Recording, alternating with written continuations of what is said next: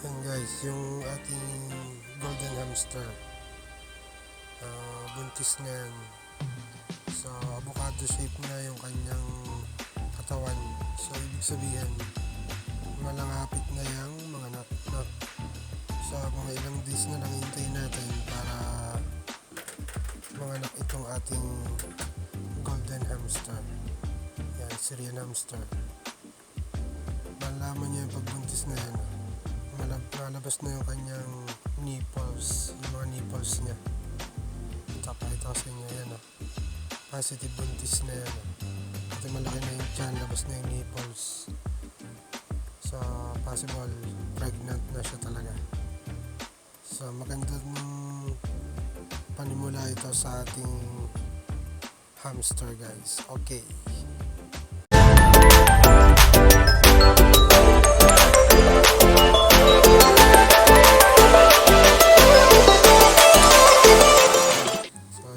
Yung ating pregnant na hamster na. So pregnant na siya, mapansin niyo yung tiyan niya, malaki na. So ito yung kanyang kumasta sa kanya, yung ating male. Yan. So halos magkakulay lang sila. Yan, yung ating male hamster golden yan. Ito, golden din ito. Yan, halos magkakulay sila guys. Honey, ang kulay niyan honey. Hindi ako nagkakamali. Yun ang tawag sa kulay nila, honey. So maganda itong panimula sa ating hamster. So ito nga pala yung ating mga pups. 9 pa rin sila, kompleto. Ito yung update natin ngayon. So pinakain ko sila dito ng malunggay. Yan, sa gantong age ay kumakain na sila ng pellets, malunggay, saka kahit anong gulay guys, pwede ibigay dito. Yung mga broccoli, pechay, carrots. Sa mga prutas naman guys, pwede yung mga apple, mansanas na tatanggalin nyo lang po yung buto, kasi masama sila nakakain ng buto ng mansanas. So maganda dito, tatanggalin nyo lang yung buto. Yan, so pwede rin sa kanila yung kangkong.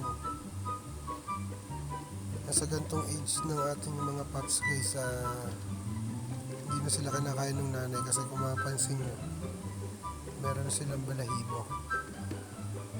Yan, so maganda dito, successful na. Kita na natin sa gantong age ng hamster, successful na. Ito ay day 10 guys. Sa day 10 guys, successful na yung ating mga pups dito. Possible hindi na siya kakainin ng nanay kasi may balahibo na yan. Ayan ang update sa ating mga hamster. Kompleto pa rin sila, 9 pups pa rin.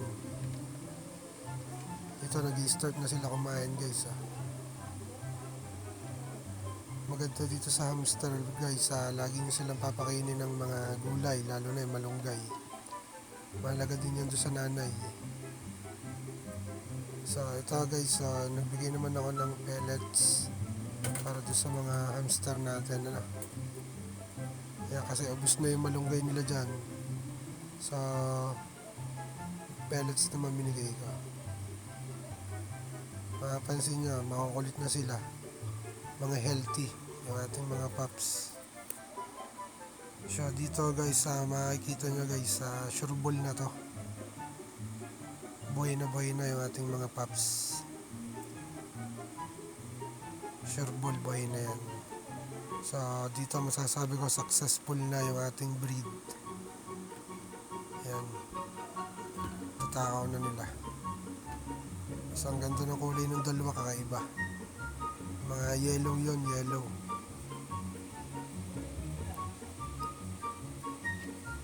Ayan, ang kulit ng nanay, gusto lumabas. So nalagay ko ulit siya sa loob.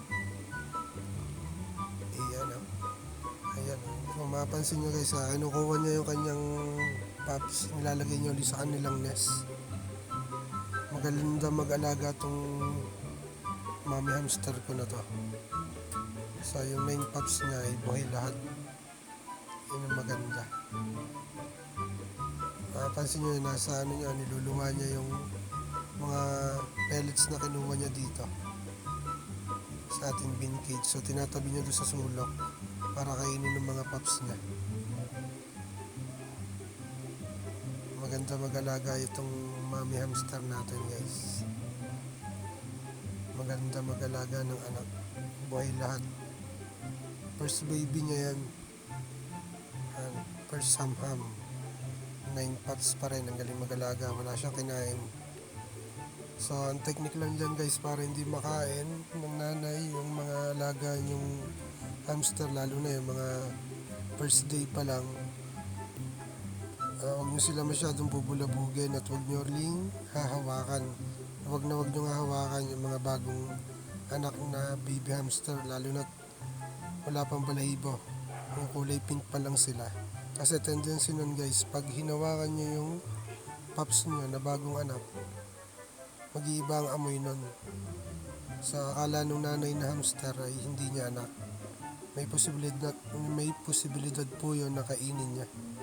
Kaya pagka may bagong anak po kayong hamster, huwag niyong papakailman o gagalawin kasi may tendency na kainin niyo ng mother hamster.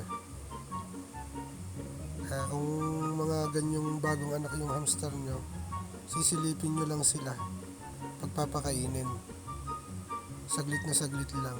Tapos lagay niyo sila sa madilim na area. Yan, guys, binabalik niya yung kanyang pups sa kanyang nest. Magaling kasi mag-alaga yan. Ayun, guys, balik tayo dun sa mga bagong breeder dyan. Sa mga babago pa lang po, sa mga newbie nag-aalaga ng hamster. So ito po, pagka may umanak po kayo hamster, huwag nyo pong hawakan. At huwag nyo rin pong laging titingnan kasi may tendency may stress yung nanay.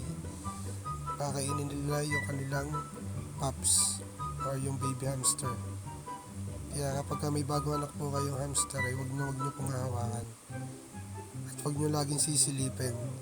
Kasi sa mga newbie, excited po yan, lagi yung sinisilip. So pag lagi nyo sinisilip kasi, yung bagong panganak na hamster,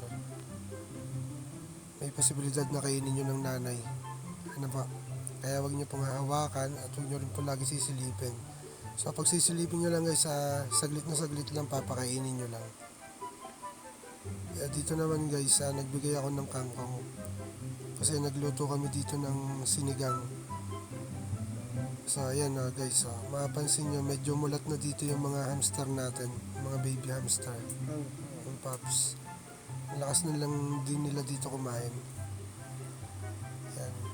Maganda kasi sa hamster, guys, lagi nyo pinapakain ng gulay. Kung wala naman kayong kangkong, pwedeng malunggay. Marami dito sa atin sa sulok-sulok. Siguro sa inyo meron din. Kuha na lang kayo malunggay. Pampagatas yun ng mother hamster. So kinakain din yun ng mga pups natin, ng mga baby hamster natin. Yun po, basta wag nyo lang po sila gugutumin para po hindi nila kainin yung mga anak nila. Ano pa? Bigay ng konting pellets, tapos gulay. Yan, para safe po yung ating mga pups. Lalo na po dyan sa mga newbie. Ang mga newbie po natin ay excited laging hawakan yung mga bagong panganak na hamster. Yun yung huwag nyo gagawin, huwag nyo pong hawakan.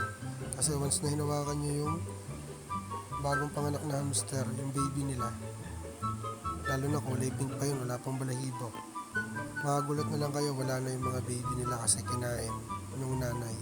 Kaya huwag nyo hahawakan. Lalong huwag nyo istorbohin. Huwag mayat-mayan silip sa mga newbie po. Ano po? Tulad ng sinabi ko kanina, pagka sisilipin nyo yung saglit lang, pwede naman yan. Pero huwag nyo lang po hawakan. So bigyan nyo lang siya ng pellets or malunggay. Pagkabigay nyo, balik po ulit doon sa sulok ng bahay nyo kung saan may madilim na area. Mas maganda po kasi nasa madilim na area yung bagong panganak na hamster para hindi sila naistorbo, iwas stress din po. So kailangan lagi pong may laman na tubig yung inyong water bottle. Huwag niyo pong papabayaan. na maubusan ng laman. Kailangan po lagi pong may laman. Ano po? Okay. Ayan, mapapansin nyo dito guys, malakas na kumain yung ating mga baby hamster. Na, ayun no. Mapapansin nyo dito, ayan, nakain na sila. Ang lakas na nila kumain. Ayan o. Ang lakas na kumain ng mga pups natin. No? So dito, buhay na to guys. Sure ball, tagumpay na tayo dito sa ating pagbibreed ng hamster. So ganyan lang po gawin nyo guys para makabuhay ng hamster. Huwag nyo silang masyadong sisilipin. Okay, thank you guys. Subscribe na lang po tayo, like na rin po. Pindutin